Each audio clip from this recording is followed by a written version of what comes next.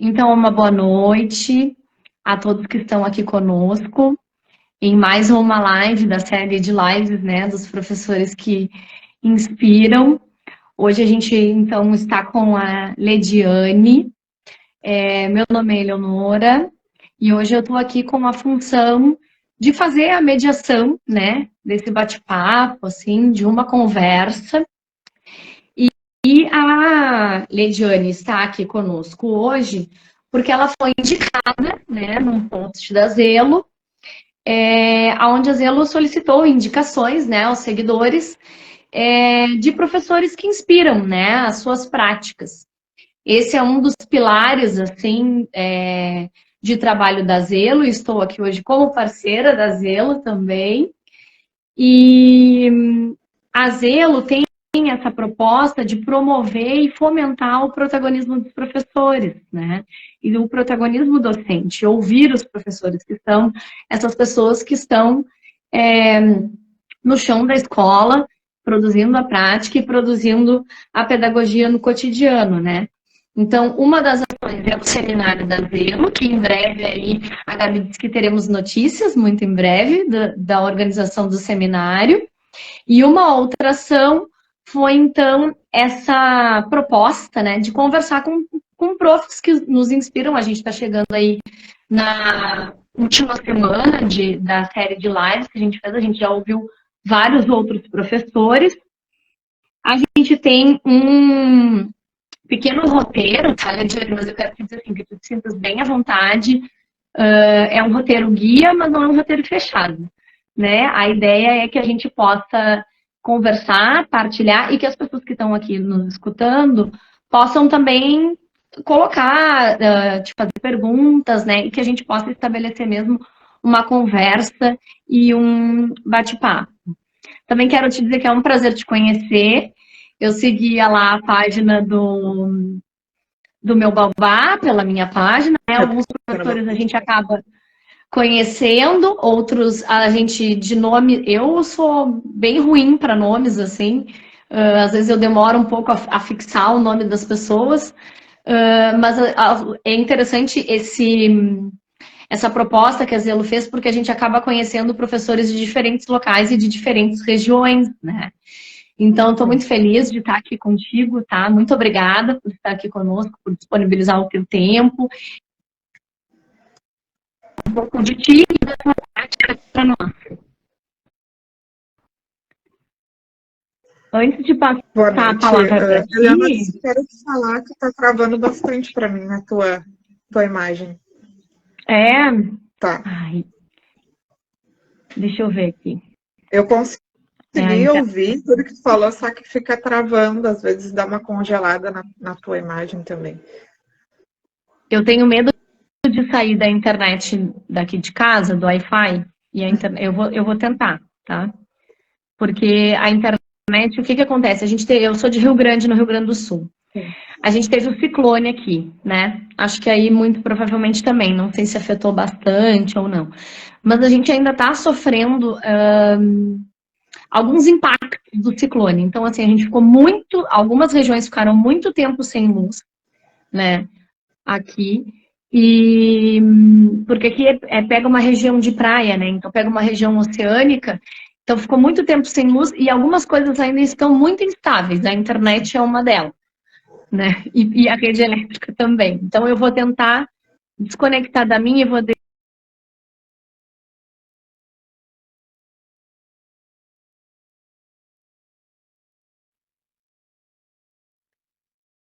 tá, conectando do celular. Vocês estão me ouvindo bem agora?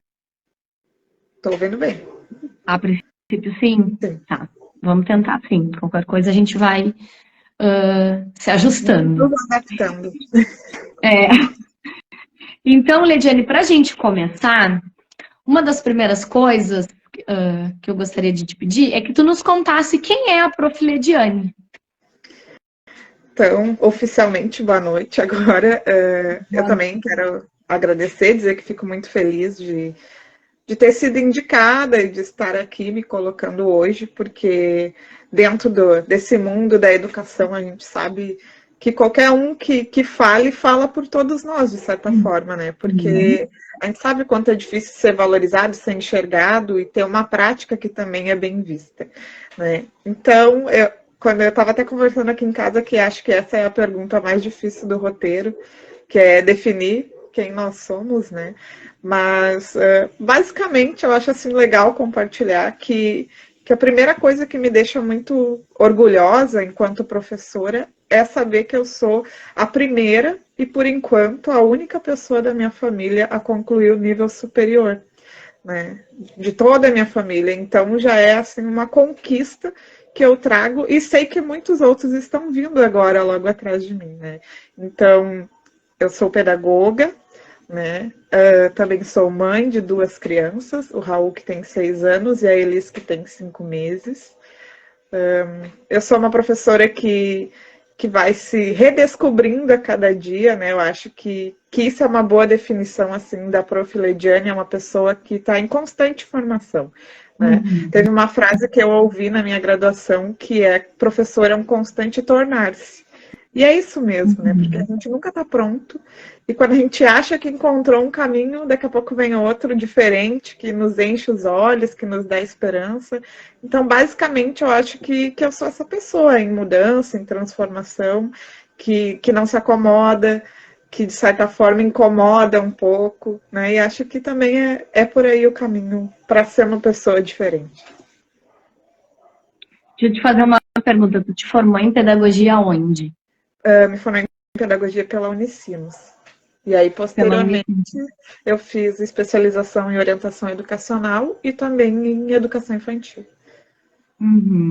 Hoje tu trabalha com anos iniciais e com as crianças de 4 anos, é isso?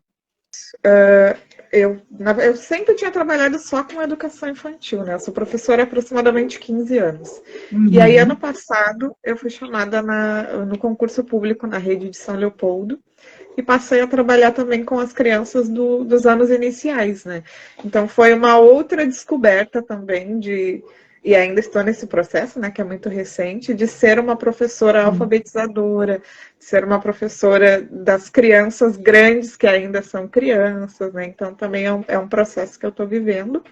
E oficialmente eu estou retornando ao trabalho na semana que vem, porque eu estava de licença, estou ainda, né, de licença maternidade. Então, retorno para as crianças da educação infantil, a princípio continuo as de 4 anos, e retorno também para as crianças dos anos iniciais. Com os anos iniciais, tu estavas trabalhando com o primeiro ano? Não, o ano passado eu trabalhei com o 2º ano, e aí esse ano, como eu já sabia que ia estar de licença maternidade, eu não quis me comprometer como professora regente de nenhuma turma. Então, eu solicitei a escola que aqui em São Leopoldo nós chamamos de R2, que é a professora que entra nos dias de planejamento, né, do primeiro regente, e faz a sua aula, então, relacionada com biologia, ciências, história, geografia. Então, eu vou retornar para as crianças do 3º, 4º e 5º ano. Vou continuar com o que eu estava antes da licença, mas ainda dentro dos anos iniciais. Sim, e tu nos contou um pouco, né, dessa tua trajetória, inclusive tua trajetória pessoal e familiar, né, da questão, assim, de seres, assim, uma das primeiras pessoas da família, né, que tem um curso superior, né. Então, a gente queria te ouvir também, como é que tu foi construindo a tua profissionalidade docente, né, ao longo desses 15 anos, e também, de certa forma, dessa escolha, né, pelo curso de pedagogia e de chegar nesse lugar, que tu contasse um pouco da tua trajetória até esse momento atual. Na verdade, eu sempre quis ser professora. Diferente do que o Bernardo falou na semana passada, que ele não queria, eu sempre quis ser professora. Né? Desde criança, era a minha brincadeira e tudo, eu tinha um encantamento pela escola. E quando eu fui ingressar na universidade, inicialmente eu fiz o vestibular para biologia, né? Que era a matéria assim, que eu mais gostava e eu me identificava muito. E aí fiz 3 anos cursando biologia, até que eu fui fazer um estágio em uma escola de educação infantil como professora de educação ambiental. Só que nesse estágio, na convivência com as crianças bem pequenas e tudo mais, eu acabei mudando o curso, né? Como eu tinha feito já várias cadeiras compartilhadas, eu conhecia muitas pessoas da pedagogia, né? E eu adorava. Ao contrário de alguns colegas que chamavam as cadeiras compartilhadas de caça-níquel, né? Porque eles diziam que não servia para nada, eu gostava muito dessas atividades acadêmicas. Então, eu tranquei o curso de biologia e mudei, então, para pedagogia. Né? E ainda assim, dentro dessa minha prática da convivência, eu era uma professora tradicional, vamos dizer assim, né? A professora que levava desenho pronto, professora que ensinava letra na educação infantil, né? Enfim, eu estava me descobrindo e as escolas muitas vezes abrem as portas antes da gente estar preparados, né? Vamos dizer assim. Sim. E aí eu tive a oportunidade, que aí foi a grande virada, de ser monitora da brinquedoteca da Unicinos com a professora Marita Redim, né? Fui monitora da Unibrinque por 2 anos. E nesse processo, que agora nem vou me lembrar exatamente, mas acho que foi 2010 por aí, eu comecei então a ter contato com as abordagens participativas, né? Em 2010 eu conheci a Amy Pickler, Loris Malaguzzi, tudo por intermédio da professora Marita Redim, que tem esse olhar mais ligado com a arte, né, com a estética, o respeito às crianças. Então, essa experiência, ainda na minha graduação, foi o que me permitiu pensar que, bom, existe um outro jeito de ser professora e existe uma outra possibilidade dentro da educação infantil.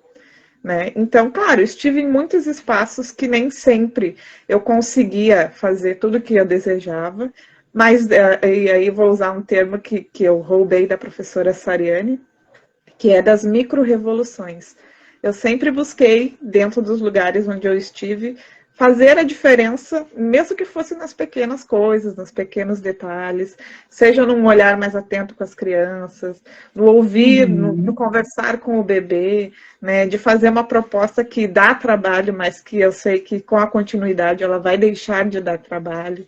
Então eu fui me constituindo dessa maneira, né, e percebi que sim, algumas coisas são difíceis no começo, a gente acha que não vai dar certo, mas que ao longo dessa persistência, desse trabalho e com muito estudo, né, era possível, né? Porque uma característica minha, que todo mundo que me conhece sabe, é que eu gosto muito de estudar, né? E não é dizer por dizer, eu gosto mesmo, estou sempre lendo, comprando livro, investindo na minha formação, né? Se alguém falou uma coisa, eu quero saber o que é. Né? Então, esse meu interesse também acaba me provocando também para com as crianças, né? Eu gosto de trazer para elas, mas será que é isso mesmo? Como que a gente vai fazer? Né? Então, são trajetórias que a gente vai construindo dentro da nossa prática, né? Porque mesmo depois de formada, né, que a gente não se formou de fato, cada ano, cada semana com as crianças é uma semana diferente, né? Vai mudando o nosso rumo e a nossa perspectiva. Acho que basicamente é por aí. Uma pergunta, tu chegaste a frequentar a educação infantil quando tu era criança? Não? Não. Eu moro em Sapucaia do Sul, nasci e moro até hoje em Sapucaia do Sul. E no bairro que eu morava, que é um bairro bem periférico, não tinha educação infantil. A gente já ingressava na primeira série na época, né? Sim. Eu iniciei em 96. Então, e uma coisa assim que eu acho interessante, que eu sempre falo, né? Apesar os meus pais sempre investiram em mim, sempre acreditaram, mas eles vêm de uma educação diferente. Então eu lembro que eu não podia, por exemplo, pegar numa caneta, porque a caneta era do adulto. Né? Então o universo escolar só começou para mim assim que eu ingressei na escola. Né? Então foi um momento de realização, ter o meu material, o meu lápis de cor, poder utilizar e sempre usar com muito carinho aquele material, porque era da escola, né? Era do lugar que eu queria estar.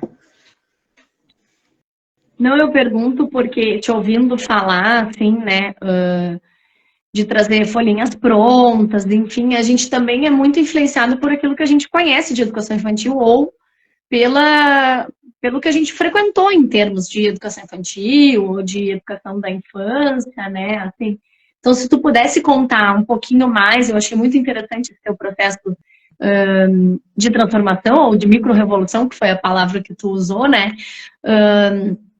Um pouco mais sobre esse processo, né? Talvez, assim, uma virada de chave também seria a metáfora, né? uma virada de chave. Quando a gente vira a chave, entende que existem outros modos de fazer pedagogia com as crianças. Sim.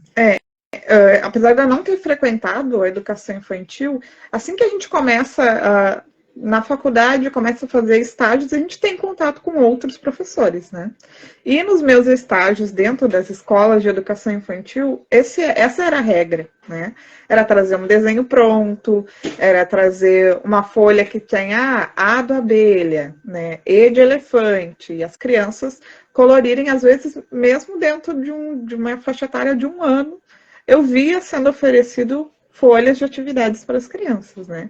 Isso E da prática da própria escola. sim, né? E isso era tido como normal e por vezes era o que agradava aos pais, né? Está sendo produzido um conhecimento, né? Meu filho trouxe para casa uma folha de atividade, né? E eu tive o privilégio de estudar na Unicinos, e a Unicinos é uma universidade, pelo menos, né, da minha graduação, a graduação em pedagogia era muito boa, né? Então, tive várias atividades acadêmicas que proporcionaram esse outro olhar para a educação infantil, né? Então, por exemplo, numa atividade que acontecia dentro da brinquedoteca da Unicinos, uma atividade de aula, né, enquanto aluna, a gente tinha a oportunidade de, vamos fazer uma pintura utilizando a mesa, com materiais naturais, né? Vamos aprender como misturar as tintas e criar outras cores. Então, viver na prática, né? Porque eu acho que a gente, por vezes, se priva disso. O professor quer que a criança goste de argila, mas ele mesmo nunca manuseou a argila espontaneamente, né? Por exemplo. Quer que a criança produza uma atividade oferecendo tinta e elementos naturais, mas por vezes a gente não quer se sujar. Então, a universidade me proporcionou essas vivências, a mão na massa, vamos dizer assim, né? E essa monitoria dentro da brinquedoteca também me proporcionou isso, porque a professora Marita chegava, vamos criar um cantinho da praia. Daí vinha ela com areia, conchinha, coral, e a gente construía. O que tu acha da gente fazer uma intervenção de luz, transparência e cores? Então, ela foi me ensinando a ver, né? Me ensinando a ver e não só olhar, né? Então, a partir desse momento, dos meus estágios, onde eu tinha a oportunidade de me colocar e de trazer as minhas vivências, o que eu estava vivendo na universidade, o que eu estava vivendo na monitoria, eu comecei a pensar, bom, é assim mesmo que as crianças vão aprender? É com a folhinha pronta? Ou existe uma outra forma dela aprender? E aí, a gente sempre fala, por exemplo, né? A criança aprende através do brincar. Mas, por vezes, esse é um conceito vazio, né? Assim como o conceito do lúdico. Isso é lúdico, mas afinal, o que é lúdico, né? Então, dentro dessa vivência do brincar, de que maneira eu poderia potencializar o brincar, aumentar esse repertório cultural das crianças, para que, de fato, elas estivessem ali produzindo conhecimento, né? Na brincadeira espontânea delas, elas já estavam produzindo, mas eu poderia trazer um algo a mais, né? O meu olhar enquanto educadora para potencializar esses momentos. Então, essa que foi a virada de chave, foi poder olhar para as crianças e perceber que o conhecimento que se dava através da brincadeira, através da experiência estética e através do meu comprometimento metódico, ele também ia ser efetivo e ele também não, ele seria efetivo e ele sim produziria uma educação que as crianças vão lembrar depois, né? Por vezes a gente acha que as crianças, esqueceram de mim porque eram muito pequenas.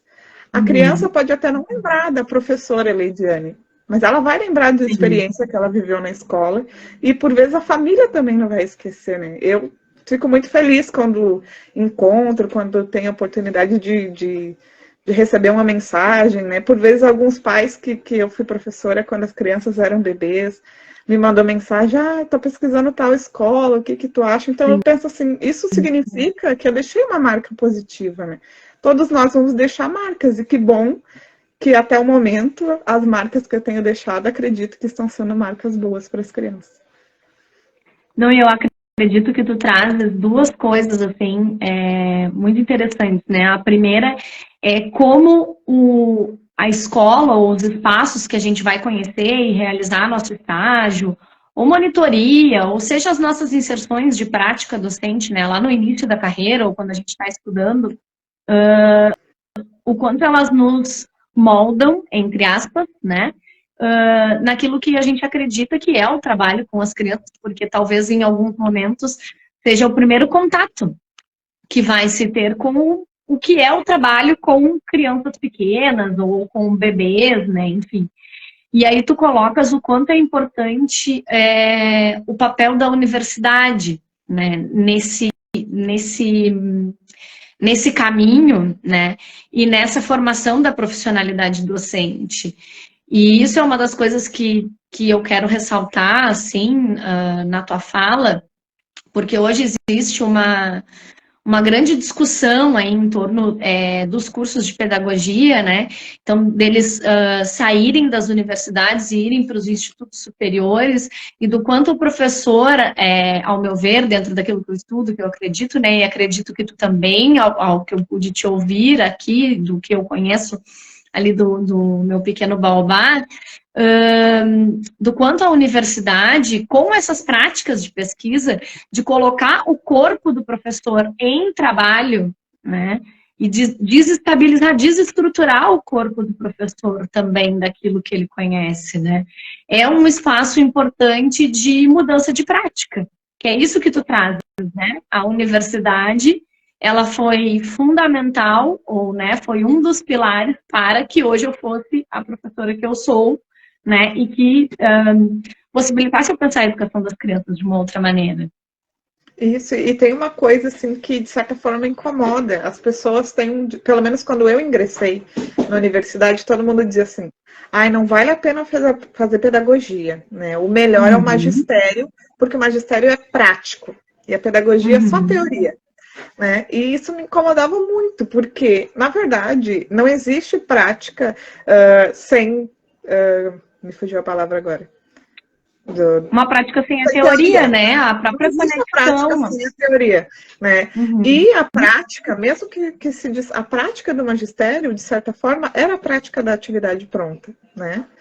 Era essa didática que eu não sei hoje como é a didática do magistério, né? Eu sei que tem escolas que investem em Porto Alegre, por exemplo, Emílio Meyer, se eu não me engano é esse o nome, que eu sei que é uma escola que investe numa formação de nível médio potente, né? Mas não sei se isso é uma regra, né? Então eu lembro que teve um determinado momento ao longo da minha graduação que não existia mais a atividade de sociologia da educação, a infância, a história da educação. Era como se fosse tudo uma coisa só, porque para mim todos os autores começaram a conversar. Então eu conseguia estar numa aula e lembrar da outra e fazer relação com aquela aula. Né? Então teve esse momento para mim também de que tudo começou a fazer sentido. Né? E aí eu sempre disse, não existe isso, a gente precisa da teoria, porque por mais que a gente ache, às vezes, que está fazendo uma prática que a gente tirou da nossa cabeça, ela já existe, né? E ela está fundamentada. Então, justamente para que a gente possa se colocar, a gente fala tanto em valorização profissional, para que eu possa me colocar e ser reconhecida como uma profissional, eu tenho que saber a teoria por trás do que eu estou fazendo. Né? Eu tenho que saber por que da minha escolha, por que da minha intencionalidade pedagógica. Não pode ser, eu fiz isso porque foi o que deu, foi o que pintou hoje, foi o que tinha para fazer. Não, eu fiz isso porque eu planejei, porque eu acredito nessa prática, porque eu estudei sobre isso, porque eu sei que isso faz sentido para essa faixa etária. Né? Então, essa é uma coisa que eu bato muito na tecla. Né? A gente tem que conhecer a faixa etária das crianças, mesmo que a gente tem que conhecer, inclusive, aquilo que a gente não gosta. Justamente para que a gente possa dizer, bom, não gosto e não concordo por tal e tal motivo. Né? A gente teve uma experiência, eu e o Bernardo, de estudar o livro Nascimento da Inteligência da Criança, do Piaget. E é um livro, para nós que somos da pedagogia, é um livro muito difícil a leitura, porque é uma leitura bem técnica e bem voltada para o olhar da psicologia. Né? E eu falei, bom, mesmo que seja difícil, mesmo que seja uma coisa que a gente tem que insistir, eu preciso fazer isso. Né? Porque para eu poder criticar ou para eu dizer que foi difícil, eu tenho que ter passado por essa vivência. Né? E isso também tem a ver com as crianças, né? A criança que não gosta de se sujar, né? Porque veio de uma educação privada dessas experiências, né? Quando ela chega na escola e a gente oferece a primeira vez, ela não vai querer. Mas se aos poucos eu for mudando a maneira de oferecer, incentivando, levando com um grupo diferente de crianças, levando num outro espaço, ela vai se sentir à vontade. Né? Vai ter o dia que ela vai se pintar da cabeça aos pés, porque ela precisa passar pelo corpo dela essa experiência. Depois dessa vivência, sim, ela vai começar a gostar, ela vai começar a se sentir mais à vontade. Então, eu acho que essa questão da teoria também é isso. Se a gente não gosta, a gente tem que se permitir viver essa leitura, essa experiência, para a partir disso, sim, se colocar como gostar ou não. E uma coisa que eu vejo super interessante, assim, que tu trazes, né, que tu te colocas como uma pesquisadora da tua prática, né? Então, assim, a tua prática, ela surge, se fundamenta, claro que a partir dos estudos, né, enfim, mas tu também paras para observar, olhar a tua prática e refletir sobre ela, né? Porque quando tu fala ali da criança com argila, dei a argila para a criança e naquele momento ela não quis interagir com a argila também, né? Então, na tua fala, a gente percebe que tu vai lá e vai pensar, poxa, mas por quê, né? Por que não quis interagir com a argila? Será que foi o modo como eu ofertei? Será que é a experiência anterior dessa criança? Isso, e eu acho assim, é muito cômodo para mim eu fazer uma experiência, uma proposta trabalhosa e as crianças não se interessarem, eu dizer, bom, não vou fazer mais porque não chama a atenção dessas crianças. Isso é cômodo, né? Isso é fácil. Agora, eu justamente olhar e tentar pensar, bom, por que não aconteceu do jeito que eu esperava? Ou por que nem mesmo uma outra coisa que não estava dentro da minha expectativa não aconteceu? E aí eu acho também que eu fui feliz em algumas oportunidades de ter outras pessoas para me ajudarem a enxergar isso, né? A própria professora Marita e outros coordenadores pedagógicos que eu tive, de me provocar e dizer, tu já pensou em levar tal material? Tu já pensou, por exemplo, numa atividade que eu esperava que as crianças fossem construir alguma coisa em 3D, né, com a argila. Mas quem sabe um dia deixar algo produzido, quem sabe no momento que não seja da proposta, eu estar ali manuseando e construir alguma coisa. Eu não preciso dizer para eles, agora todo mundo vai construir uma xícara. Não se trata disso, né? Mas de que eu possa ir mostrando caminhos para que essas crianças tenham esse olhar, né? Por exemplo, a gente fala muito da abordagem régio, né? E a gente brinca até no Baobá que, por vezes, a gente, quando está lendo, a gente pensa que as crianças de régio, elas são alienígenas, porque elas são perfeitas, né? Que elas produzem coisas maravilhosas. Mas, na verdade, isso faz parte de um contexto cultural, um contexto geográfico, né? Um contexto social, né? Uma vivência totalmente diferente da nossa vivência do Brasil. Então, essa vivência das crianças ela é uma vivência cotidiana. Então, elas têm esse contato com os materiais naturais e com a arte cotidianamente. Não tem o evento, né? Porque aqui no Brasil, infelizmente, a gente tem essa cultura, né? Por exemplo, Semana da Criança. Por que tem que ter a Semana da Criança? As outras semanas não são a Semana da Criança, né? Aí nas férias vai ter o Dia da Tinta. Não precisa ter o Dia da Tinta, porque a tinta é um elemento que pode ser usado em qualquer dia, né? Então, acho que essa dificuldade que a gente tem de dar continuidade ao que a gente oferece dificulta o nosso trabalho. Aí vai chegar o dia que a gente quer fazer uma proposta diferente e aí vai dar muito trabalho porque as crianças não estão habituadas. Sim. Agora, se faz parte do meu cotidiano oferecer novos materiais, oferecer outras oportunidades. Quero que as crianças desenhem. Vamos experimentar desenhar com carvão, que é um riscante natural. Hoje a gente vai desenhar com o tijolinho quebrado. Hoje a gente vai desenhar com lápis. Hoje a gente vai desenhar com a caneta preta. Então, oferecer outras perspectivas para as crianças. Eu acho que justamente esse olhar e pensar em outras maneiras, outras estratégias, é o que vai potencializar. E às vezes não é nem isso, né? Eu brinco que às vezes é justamente o grupo, né? Eu montei um grupo de 4 crianças. 3 se destacaram, uma ficou mais isolada. Na próxima vez, eu tento colocar essa criança com outro grupo. Talvez ela se sinta mais à vontade. Então, de poder, aos poucos, ir conhecendo também como é cada uma dessas crianças, das quais eu me ocupo, das quais eu passo a maior parte do meu dia. Não, e tem uma coisa, assim, nessa fala que tu traz, eu acho que a Vela, a Gabi, enfim, foram muito felizes quando usaram o termo professores que inspiram, né? E quando tu fala de Régio, me lembrei muito como... em alguns momentos tem essa necessidade, talvez assim, de transpor, né, a prática de lá para cá, daí eu quero aplicar tal qual, como se eu pudesse colar, né? A prática de lá com a prática de cá.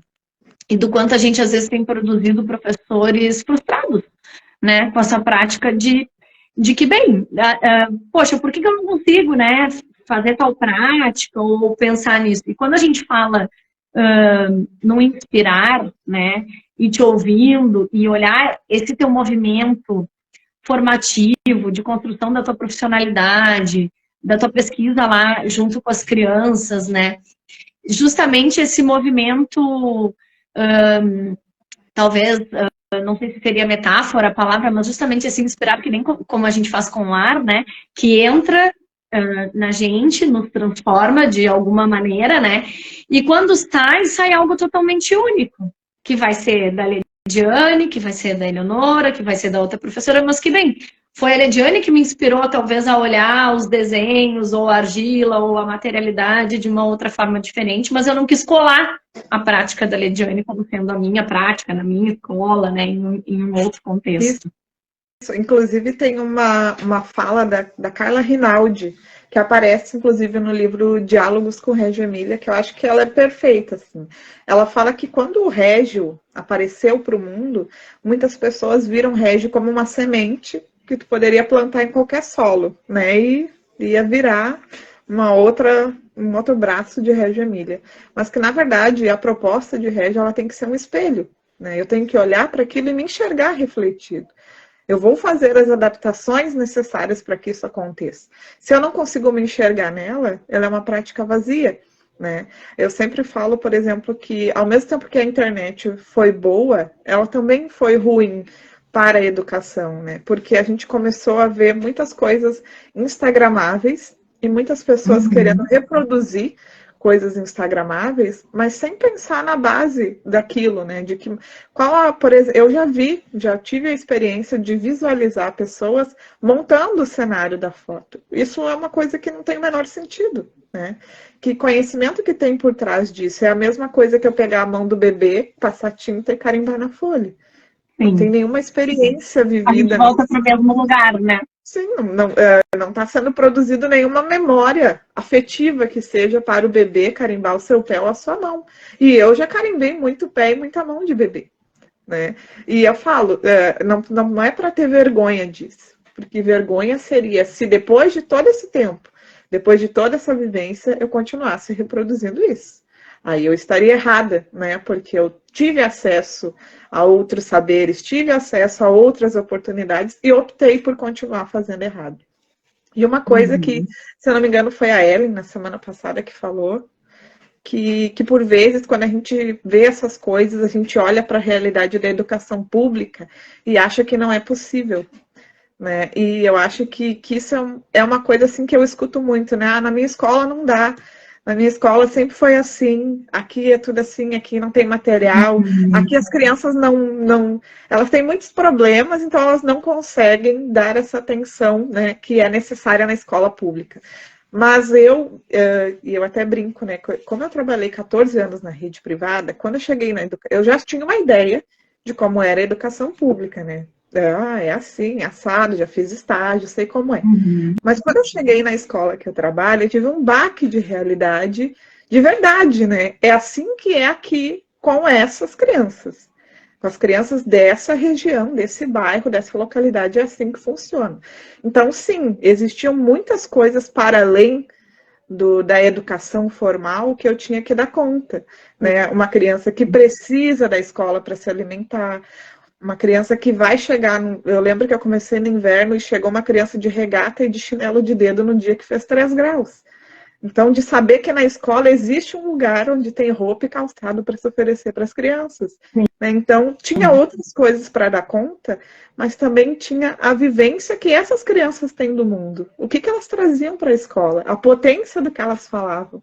Né? Então, eu comecei, dentro dessa vivência, a poder enxergar de uma maneira bonita outras coisas que nem sempre são vistas com belos olhos, né, pelas pessoas. Né? Então, despir essa professora pronta que veio da educação privada, e criar uma professora que sim, que se entrega, que consegue ver, que consegue compartilhar, né? A escola que eu trabalho é bem pertinho de uma estação de trem, então de ir com as crianças, de ver aquilo, de fazer relação com a arte, né? Essas foram experiências que me mostraram que, mesmo numa situação adversa, a gente consegue encontrar a potência do cotidiano e a potência dessas crianças.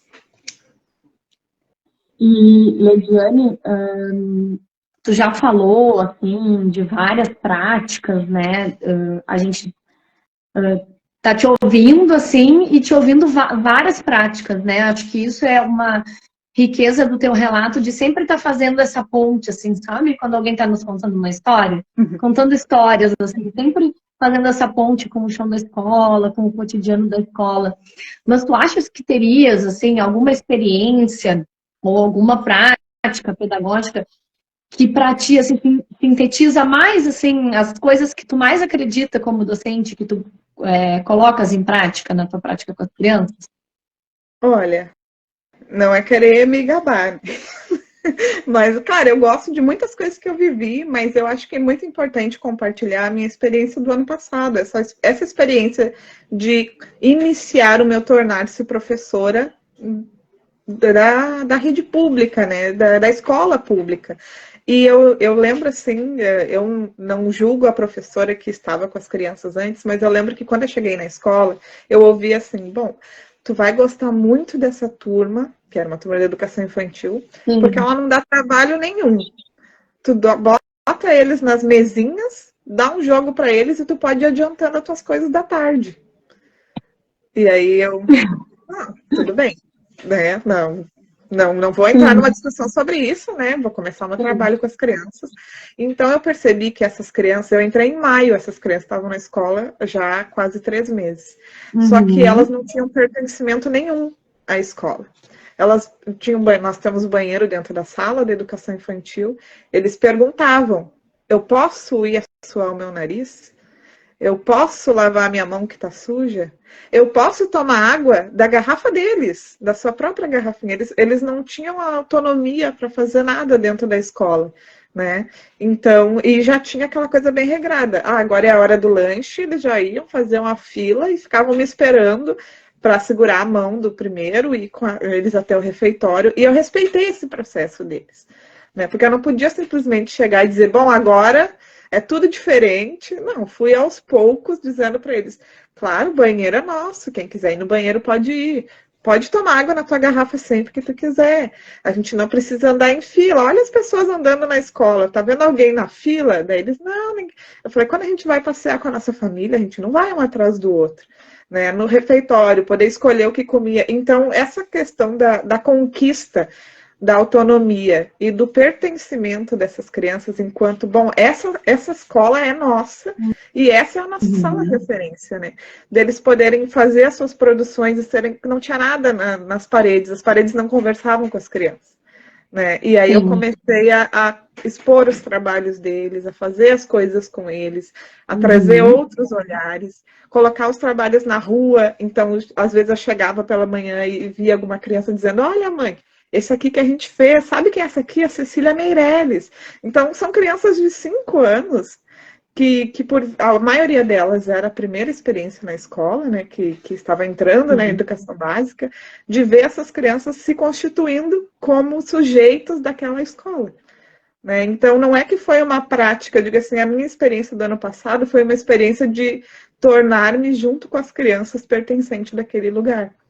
Né? Então, acho que foi uma experiência assim, que me marcou bastante, de chegar no final do ano e conversar com a estagiária e dizer, nossa, eles estão dando trabalho, e que bom que eles estão dando trabalho, porque agora eles são ativos, né? Porque agora eles sabem que eles podem fazer, e de ouvir eles falando, a Prof. Leide já falou que não é assim que a gente faz, a gente pode conversar, pode pegar tal material, né? Então, essa construção deles de sujeitos, né? A gente fala tanto em educação democrática, a gente fala de Paulo Freire, assim, de que a nossa prática ela tem que condizer com o que a gente diz, e eu acho assim que foi uma chance de ver que, bom, existe um processo, eu posso sim fazer as experiências que eu fazia com crianças que tinham acesso a tudo, com essas crianças, desde que eu respeite o tempo delas e desde que eu ofereça as ferramentas para que elas entendam que isso é possível, né? Eu lembro, assim, uma coisa que me marcou muito é que elas não reconheciam, por exemplo, o material delas mesmas, né? Não conseguiam identificar o seu próprio nome. Criança de 5 anos, geralmente ela sabe, né? Ela não precisa escrever, mas ela olha e sabe, esse é o meu nome. E aí eu lembro que quando eu fui fazer essa experiência, e aí eu coloquei na mesa para eles já terem um lugar, eles escolheram. Então eles ficavam muito felizes toda vez que chegava alguém na sala. Eles iam lá, olha, esse aqui é o meu nome. É aqui que eu coloco a minha mochila. Então, assim, tudo isso é ser daquela escola, é ser um sujeito daquele lugar, né? E aí eu digo essa coisa de não perder o nosso lugar na história. Eles estavam perdendo o lugar deles. E aí, a partir dessa experiência de se enxergar, de se colocar como um sujeito da escola, eles ficaram marcados, né? E daí, esse ano, já são crianças que estão no primeiro ano, e eu lembro, assim, que de ver eles já chegando e indo para frente da sala deles, tu que vai ser minha professora. Então, de perceber que são crianças que, quando eu entrei, ficavam, sim, sentadas o tempo todo, cada uma na sua mesa, né? Se deixasse o mesmo jogo a manhã inteira, elas ficavam a manhã inteira com aquele jogo. Elas passaram a ser crianças que se colocavam, que conversavam, que intermediavam discussões, né? Foi a partir daí que eu pude ver que as crianças que gostavam mais de desenhar. Eu tinha uma criança que gostava muito de separar. Nós temos muitos lápis de cor e ele gostava de separar pelas tonalidades. Então, assim, eu já dizia para ele, quer me ajudar hoje? Vamos organizar aqui um desenho, então eu quero que tu me ajude a separar os tons de verde. Daí ele ia lá todo feliz, né? Então, de poder, dentro dessa experiência, conhecer essas crianças também. Então, acho, assim, que de modo geral, se eu pudesse dizer, uma experiência seria essa, assim, de poder me encontrar professora da rede pública, poder devolver para a rede pública tudo que eu tive, porque eu sempre fui estudante da rede pública, e quando eu fui para a universidade privada, inicialmente eu arquei com o meu estudo, mas depois eu consegui uma bolsa do ProUni, então de poder devolver tudo que me foi dado, eu acho que é o caminho que eu tenho agora. E paralelamente a isso, eu sei que a gente está falando de educação infantil, mas no meu outro turno de trabalho, eu estava trabalhando com o segundo ano. E pude também fazer uma vivência que tinha a ver com tudo que eu sabia das crianças bem pequenas. De dizer para eles, bom, vocês são crianças, vocês têm 7, 8 anos, né? Vocês têm o direito de brincar, vocês têm o direito de desenhar, né? A gente fez plebiscito para decidir se queria ou não criar álbum de figurinhas. Vi que as crianças tinham dificuldade em matemática, então a gente criou um restaurante, que eles fizeram os pratos, e aí na vivência da brincadeira, de perceber que eles sabiam somar, sabiam subtrair, sabiam dar troco, então de poder validar o conhecimento das crianças de uma outra maneira que não é no papel, né? Existia o registro, existiu sim o planejamento, mas a forma que eu consegui aplicar com eles, eu acredito que só foi possível porque eu tenho essa bagagem da educação infantil e tenho a consciência de que quando as crianças entram no primeiro ano, elas não deixam de ser crianças.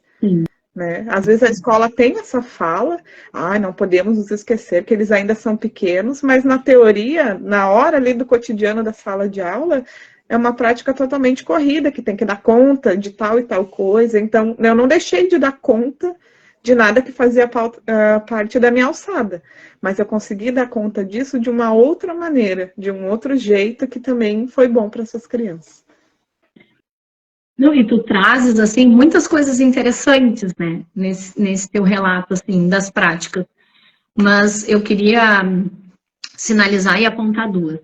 Uma delas é a valorização do cotidiano, né, das práticas do cotidiano. Então, dessas práticas das crianças produzirem segurança contigo, autonomia e independência, no sentido de que, bem, eu posso ir tomar água, né, sem precisar pedir para a professora que eu tenho, ou se eu posso ir tomar água, ou que, bem, eu vou avisar a professora que eu posso, que eu quero assoar o nariz, né, porque eu sou um sujeito também, né, eu sou o dono do meu corpo e não preciso que alguém me autorize, né, a satisfazer uma necessidade fisiológica básica.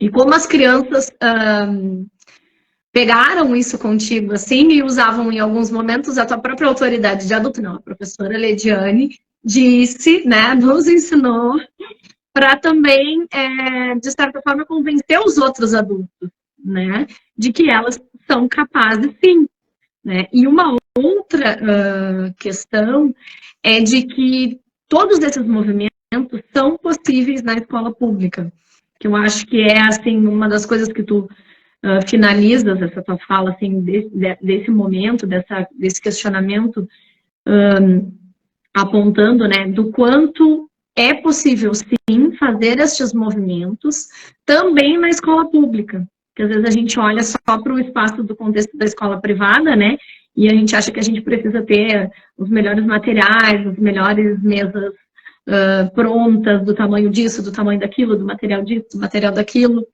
e a gente não consegue enxergar a beleza e a boniteza dessas práticas que tu estás contando, por exemplo. Sim, eu até brinco que no meu primeiro dia nessa escola, com o impacto que eu tive, eu cheguei em casa e falei assim, eu não gostei de nada. Eu achei tudo feio, a escola é feia, as pessoas são feias, tudo é feio, né? Porque aquilo era estranho para mim, né? E eu não era parte daquele lugar. E justamente em menos de uma semana, só o fato de estar ali, de ver e de poder conviver com as crianças, eu também passei a ser parte daquele lugar, né? E aí comecei a ver justamente essa beleza. Eu já trabalhei em escolas que mesmo privadas não tinham acesso, né? Um acesso amplo às coisas. E já trabalhei em escolas que tinham acesso a qualquer coisa que eu quisesse. Né? Mas o que eu digo assim, trabalhar na rede pública é possível fazer sim aquilo que a gente espera. Vai exigir mais trabalho? Possivelmente vai, porque a gente vai ter que adaptar algumas questões, né? Eu não vou poder, por exemplo, preciso, eu até brinco, né? Tudo tem que ter uma licitação, pedido, né? Um orçamento. Não, eu não posso dizer, vi na internet tal coisa bem baratinho. Não funciona assim na rede pública, né? A gente tem que apresentar, tem que ter aprovação, então tudo exige um planejamento maior e existe um investimento também, que é um investimento pessoal, de saber que tem coisas, quando a gente escolhe ser professor, e até traga esse pensamento, né? Eu por muito tempo achei que, bom, cabe ao professor ensinar e cabe à família educar e acolher, né? E dar conta das outras coisas sociais, vamos dizer assim. Esse era o pensamento que eu tinha quando ingressei na universidade. E aí eu lembro que eu fui fazer um estágio dentro da Secretaria de Educação de São Leopoldo, no setor das vagas, né? Então as famílias iam lá buscando vagas para as crianças na educação infantil. E aí, vendo a realidade daquelas pessoas e o quanto a escola era essencial para aquelas crianças, isso antes de eu ter a vivência da escola, eu consegui entender que, bom, a escola não pode dar conta só do ensinar o que está nos livros, né? A gente tem que dar conta de todas essas outras funções. Eu não posso me comprometer profundamente somente a isso, porque senão, claro, a gente adoece. Mas eu tenho sim que me comprometer, não posso me acomodar e pensar, bom, é assim mesmo, as crianças vivem nessas condições, eu não tenho o que fazer. A gente sempre tem alguma coisa para fazer, né? Eu até brinco no Natal do ano passado, eu consegui, as crianças escreveram cartas para o Papai Noel e tudo, e eu com as meninas que trabalhavam comigo, a gente conseguiu atender todos os pedidos de todas as crianças. E eu sei, alguém pode dizer, mas é só uma data comemorativa, que eu mesmo digo que a escola tem que se distanciar, mas para aquelas crianças aquilo era importante. Porque elas não tinham aquilo todos os anos, né? Elas não tinham aquela experiência de, bom, quero ganhar um patins e vou ganhar um patins. Sim. Quero ter um patinete e vou ganhar um patinete. Então, de poder saber que essas crianças foram atendidas no seu desejo, elas foram respeitadas até o final.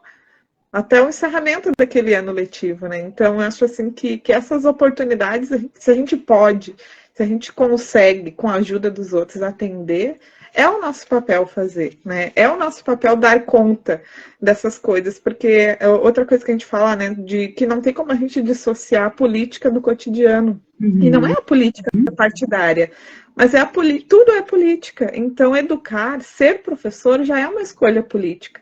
Então, eu não posso me isentar desse meu compromisso, que eu firmei com as crianças. No momento que eu escolhi ser professora, que eu investi em ser professora, eu sabia que eu ia ter que lidar com todas essas realidades e eu não podia me isentar delas com uma visão fatalista de que, bom, não cabe a mim, Gleidiane, cabe a mim, Gleidiane. Dentro do que é possível, eu posso transformar essa realidade e vou fazer. Mesmo que dê trabalho, mesmo que eu tenha que ir atrás, mesmo que eu tenha que contar com outras pessoas, vou fazer isso porque isso é pelas crianças, né? E aí eu trago uma outra fala que por vezes a gente esquece que a escola é das crianças, né? A gente não tem que pautar as decisões no que é cômodo para os adultos, né? Não é o que é cômodo para as crianças. Né? E tem coisas que a gente não consegue resolver agora, como por exemplo, por que a hora do almoço tem que ser até às 10 da manhã, se ninguém almoça até às 10 da manhã? Nesse momento não tem como resolver isso. Sim. Mas o que eu posso fazer então se isso eu não tenho como resolver? Né? Quais outras coisas eu posso? Então é de olhar para esse lugar e de se perguntar também, por que isso é assim? Será que só pode ser assim mesmo? Será que não tem nenhum outro caminho para isso? É nesse horário o almoço, porque a cozinha tem que estar pronta até às 11h30. Ok, mas isso é para os adultos. E para as crianças, como que a gente pode resolver isso? Então, acho que esse caminho do diálogo com a gestão e com as questões, aí sim, as questões políticas partidárias, porque alguém decidiu isso, porque alguém tomou essa decisão por nós, né? Alguém que muitas vezes nunca nem entrou numa escola para ver como a escola funciona, alguém tomou essa decisão. Então, o que eu posso fazer enquanto indivíduo, enquanto uma pessoa que tem consciência da minha classe de professora, posso conversar com os meus colegas professores, posso conversar com a minha gestão, para a partir disso a gente fazer um movimento de mudança. Então, acho que tudo isso, quando a gente fala de ser professor, de tornar-se professor, é dar conta de muitas coisas que quando a gente decidiu, a gente nem sonhava que ia ser daquele jeito. E acho que a gente poderia ficar, assim, horas te ouvindo, né? E as pessoas estão comentando aqui que além da tua bela prática, né, com as crianças, do grande coração que tu tens e que tu demonstras, assim, na tua fala, né? E o que, ao meu ver, mostra o comprometimento, o teu comprometimento com a tua profissão, com a profissão que tu escolheu, né?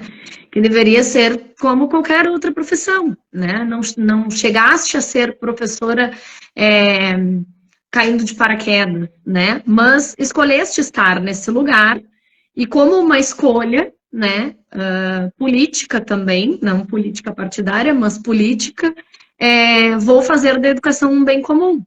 E vou acreditar nas crianças, e vou acreditar na educação, e vou acreditar que esse trabalho é possível. E isso que tu fala agora de... Na verdade, eu nem consigo ler nada que as pessoas estão falando, porque eu esqueço até de respirar quando eu estou falando. Mas isso da escolha, eu sempre disse, uma das poucas locais que ninguém vai parar por acaso é na escola, né? Muitas vezes a gente acaba tendo algum trabalho que, foi esse que eu consegui, esse emprego que eu consegui nesse momento. Mas na escola, todo mundo que está na escola fez a escolha de ser um educador. Desde a pessoa que trabalha na portaria, a pessoa que trabalha na cozinha, na limpeza, porque todos estão educando dentro da escola, né? Desde o momento que a criança chega lá no portão, ela já está vendo, né? Como que é esse mundo, como que é a escola. Né? E eu tenho um compromisso muito sério assim, com isso, de saber que a criança, por vezes, ela está saindo do micro, da realidade familiar dela, ela já vem, né, com esse corpinho dela molhado da cultura familiar dela, e ela chega na escola e ela tem que se transformar, ela tem que pegar essa realidade de empréstimo, agora parafraseando um pouco Paulo Freire, e mudar quem ela é para ser a pessoa do coletivo.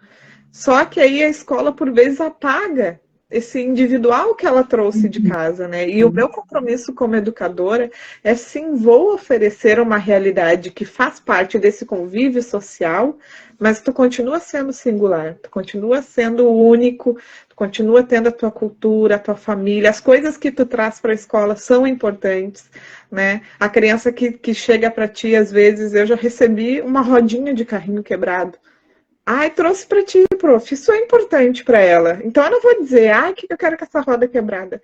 Eu vou agradecer, eu vou guardar, eu vou mostrar para outra criança, eu vou validar a importância que essa criança trouxe, né? E a mesma coisa, às vezes, a gente mediando, né, o diálogo das crianças, a gente vê que tem crianças que acabam se sobressaindo, que tem uma certa liderança, e tem outros que são mais quietinhos.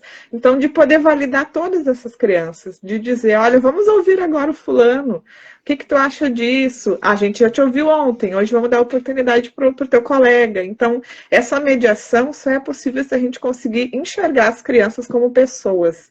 E isso foi uma coisa assim que eu peguei muito da abordagem Pickler, que por vezes a gente esquece que o bebê, ele é uma pessoa. Né? E o bebê é invadido, né? Ah, eu posso tocar no corpo do bebê, eu posso sentir um cheiro de cocô na sala e ir puxando a fralda, olhando o bumbum das crianças, mas não é assim, porque ninguém faz isso com uma pessoa, né? Ninguém faz isso. Então, de poder olhar para cada uma das crianças e perceber que elas são pessoas e que elas serão adultos, mas que elas já são crianças, né? A criança não vai ser, ela é. Né? Então, acho que isso também foi uma desconstrução que eu fui tendo de, por vezes, pensar, eu tenho que oferecer uma boa educação, porque essas crianças no futuro vão... Não, eu tenho que oferecer uma boa educação porque essas crianças estão aqui comigo e elas merecem. Assim como eu quero ser bem tratada, ser bem acolhida e ser bem vista, as crianças também querem isso, né? Então, acho que essa coisa de dar conta, de escolher ser professora, ela engloba tudo isso, né? Não quero me expandir também. Não, mas a gente chegando já, assim, no final, embora a gente pudesse ficar conversando horas, né? Eu acho que está sendo uma troca muito gostosa e muito bacana. Tu falasse de vários processos de transformações teu, de micro-revoluções, né? Mas talvez se tu pudesse traçar, assim, um plano para o futuro, né? Quais são ainda, assim, teus sonhos enquanto professora, né? Os sonhos da Lediane para o futuro. Olha, tenho muitos planos para o futuro, mas traçando assim uma coisa bem objetiva relacionada à educação. Eu, no momento, eu sou graduada e tenho 2 especializações, né? Mas o meu desejo é ter mestrado, é ter doutorado, é poder produzir pesquisa, né? E não me distanciar. Claro, daqui a pouco eu posso pagar a língua no futuro, né? Porque a gente sabe que, por vezes, o professor, às vezes, que se destaca minimamente, ele já sai da escola, né, das crianças e vai para a universidade. Eu não tenho esse desejo, mas eu quero poder estar com as crianças e produzir algo que tenha sentido para outros educadores. Né? Então, quando eu digo que quero trabalhar com pesquisa, que quero ter mestrado, quero ter doutorado, é porque é um desejo pessoal meu de me validar, de que é uma coisa que eu sempre quis e daqui a pouco abrir portas para outras pessoas da minha família, para outras pessoas do meu entorno, mas que eu também quero fazer isso para que tenha uma validade também entre os meus pares. Né? Eu e o Bernardo, que trabalhamos juntos com a Meu Pequeno Baobá, que não tem nada a ver com o nosso trabalho em si, né? É um outro projeto. A gente tem esse compromisso e a gente fala para as pessoas que vêm até nós. A gente vai falar, sim, teoricamente, a gente vai trazer conhecimento que tenha um comprometimento ético e metódico, mas a gente vai tentar trazer isso de uma maneira que chegue em vocês com sentido. Né, que a gente possa conversar e validar. Porque por vezes a gente escuta alguém falar uma coisa bonita, um conceito bonito, e aquilo não gera um entendimento. Né? Então, quando eu digo que quero ser mestre, que quero ser doutora, espero ser uma mestre, uma doutora que consiga trazer um entendimento para os meus pares, para os adultos, né, para que eu possa ajudar essas pessoas que, assim como eu, são educadores, a terem protagonismo na sua prática, né, a terem autoria nos seus processos. Então, se eu fosse traçar uma meta para o futuro, espero que não seja um futuro tão longo, que seja essa, de poder estudar, continuar estudando, continuar me formando e poder devolver isso de uma maneira significativa para outros professores também. E eu acrescentaria, se tu me permites, que tu continues fazendo essa tradução que tu já faz, né? Porque na tua própria fala a gente consegue perceber, para quem estuda a parte teórica, enfim, várias teorias, vários conceitos, a gente consegue perceber em vários pontos diferentes da tua fala, embora em alguns momentos tu não os enumere, né? E tu não diga, isso tem a ver com o conceito tal, né? Ou isso tem a ver... Não, tem a ver justamente com o teu processo de tradução e de fazer esse conceito funcionar no chão da escola, no cotidiano. Eu acho que é isso a validade que tu trazes, né, do teu processo. E, ao meu ver, a gente também encerra a conversa de um modo cíclico, porque tu começou falando da universidade e terminas novamente na universidade, né? Colocando do quanto é importante, mesmo no chão da escola, fazer essa ponte com a universidade, né? Fazer esse elo com a universidade, porque ainda assim a universidade é esse espaço de microtransformação e que possibilita acessar outros caminhos, né, e fazer outras conexões. Isso, quando a gente está estudando, né, por vezes a gente estuda pessoas, o Bernardo falou disso semana passada, a gente estuda os autores que a gente já não vai mais ter acesso a eles, né, porque já faleceram ou são de outros locais, mas quando a gente tem o prazer de estudar um autor brasileiro, por exemplo, do qual a gente pode ter acesso a ele, a gente sente que isso valida também aquele conhecimento, porque é um conhecimento, por exemplo, a Luciana Osteto, que é maravilhosa. A gente tem a oportunidade de conversar com ela, a professora Lica, né, que também é maravilhosa na educação infantil. A gente tem acesso a esses profissionais. Então, e são pessoas que falam uma linguagem que é a nossa, da nossa realidade, do Brasil, das crianças brasileiras, né? Então, quando eu digo que quero trazer uma fala que faça sentido para os educadores, nunca é no sentido de invalidar o conhecimento.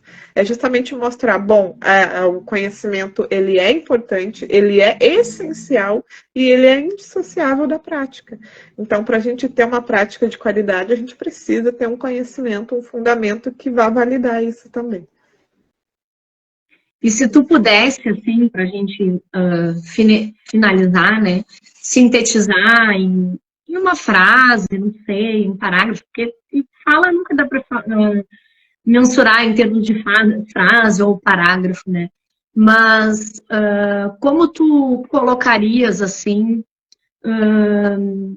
a tua prática e esse teu processo de transformação, né? E talvez, que recado também que tu deixaria para as pessoas, assim, em termos de inspiração, assim, desse teu próprio movimento de micro-revolução, de transformação? Bom, eu acho o seguinte, pessoal, futuros professores e professores que nos ouvem, que por vezes a gente ouviu um discurso de que era preciso ter vocação para ser professor, ou que só se é professor por amor. É lógico que a gente tem que ter amor pelo que faz, para que seja bem feito, mas eu acho que além do amor, né, porque o amor não paga contas, né, a gente tem sim que reclamar, a gente tem que fazer greve, a gente tem que ir atrás dos nossos direitos, mas eu acho que o mais importante é o encantamento, porque o encantamento permite que a gente veja as coisas de novo, né, e eu sempre digo, trabalhar com as crianças é uma segunda oportunidade de a gente viver as experiências que a gente já esqueceu. Né? E vou parafrasear o Manuel de Barros, que diz nos seus poemas que a criança, ela pega a pedra e ela não diz é uma pedra, ela olha o que tem embaixo da pedra, ela arremessa a pedra, né? Ela tem essa possibilidade de transver o mundo. Então, se eu pudesse sintetizar numa frase, talvez eu erre, mas vou falar uma frase que é de um poema de Manuel de Barros, que fala o seguinte: passava os dias ali, quieto, entre as coisas miúdas, e me encantei. E é isso, a gente está ali com as crianças e vai vendo essas minúcias, essas pequenas coisinhas, a criança que observa a formiguinha, né? E a gente tem essa chance, então, de viver de novo, de ver uma criança dando seus primeiros passos, de ver um bebê aprendendo a comer, de ver uma criança falando as primeiras palavras, de ver as crianças aprendendo a socializar. São segundas chances que a gente tem de se encantar com o mundo. Acho que é isso. Ai, Lidiane, que lindo, assim, queria te agradecer imensamente, assim, pelas tuas palavras. Acho, não tenho certeza, assim, fechasse com chave de ouro, assim, achei lindo, lindo de verdade, fico muito emocionada, assim, porque eu sou professora de educação infantil também. trabalho também com as crianças pequenas também, sou professora da rede pública.